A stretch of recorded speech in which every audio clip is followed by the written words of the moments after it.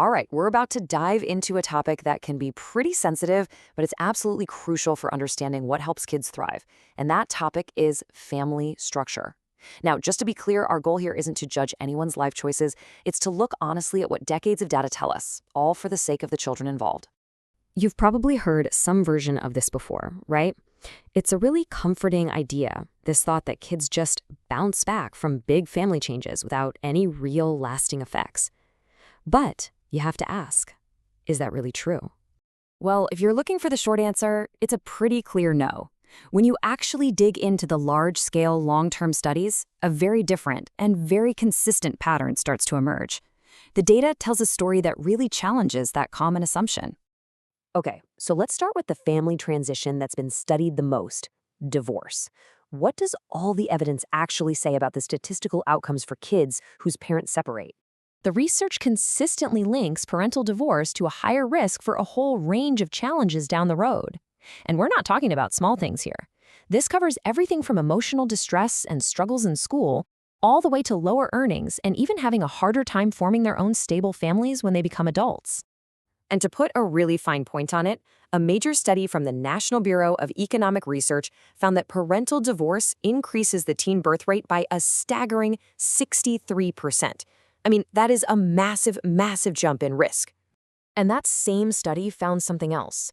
It also reported about a 43% higher probability of being incarcerated by early adulthood for children whose parents had divorced. These numbers really drive home the point that the consequences can be incredibly serious and long-lasting. Now, here's where it gets even more interesting. It turns out that not all divorces seem to have the same impact. The research is very clear that a child's age when the separation happens is a really critical factor. Just take a look at this chart, which is based on U.S. Census data. It shows you exactly how critical that timing is. See, when parents split up in a child's first 5 years, the risks for that child later in life, things like teen births and incarceration, are significantly higher. It just goes to show how incredibly important that early stability really is for long-term well-being. Okay, let's move on, because the story gets even more nuanced from here. After a divorce, a kid often ends up in a single-parent home. But here's a twist that almost nobody talks about. Not all single-parent households are the same. The data reveals a very different picture when you compare single-mother homes to single-father homes. So while it's true that children raised by their married biological parents tend to have the best outcomes on average, there's a really distinct gap between single-father and single-mother homes. You can see that children with single fathers, on average, tend to fare better than those with single mothers, who unfortunately face the highest rates of poverty and the greatest risk of poor outcomes. And this is a really crucial point. This gap isn't because fathers are somehow inherently better single parents. That's not what the research shows at all. It's actually driven by the underlying circumstances. We're talking about things like income, support networks, and whether or not the other parent stays involved in the child's life. Economics is a huge part of this story. As you can see here, children in single-mother homes are almost twice as likely to be living in poverty. And that kind of financial strain, well, it creates an enormous amount of stress, which of course is going to impact a parent's time, their energy, and their ability to parent as effectively as they want to. So why do these homes often fare better? Well, for a few reasons. On average, single fathers just earn more. They're also more likely to be older and more established in their careers. And crucially, the mother often remains involved. And fathers are also more likely to have a partner or other adults who are helping out. It's really about having more of that structural support.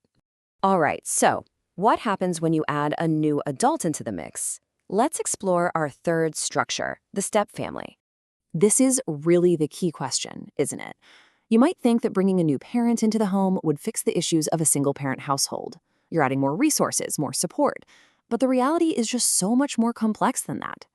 When you compare stepchildren to kids in intact families, they tend to show higher rates of things like anxiety and behavioral problems. In fact, on average, their outcomes look much more similar to those of children from single-parent homes. So just adding a step-parent doesn't automatically restore the stability of that original family.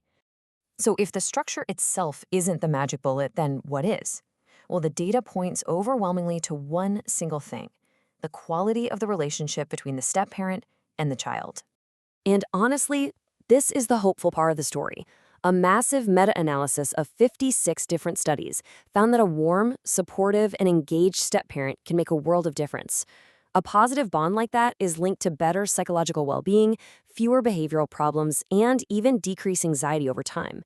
It can really soften, though not entirely erase, those structural disadvantages. Okay, let's pull the lens back for a second and try to synthesize all of this. Across all these different family types we've talked about, divorced, single parent, step family, what are the underlying forces that are actually driving these outcomes for children? The research consistently points to these three pillars. First, there's stability. Kids absolutely thrive on predictability and routine. Second, you have resources.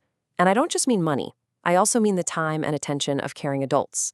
And third, you have high-quality relationships, ones defined by warmth and low conflict. Intact married families just tend to provide these three things most reliably, and that really explains the statistical advantage. So, where does all this data leave us? Well, I think it's absolutely essential that we remember these statistics describe averages and risks. They do not describe certainties for any one individual child.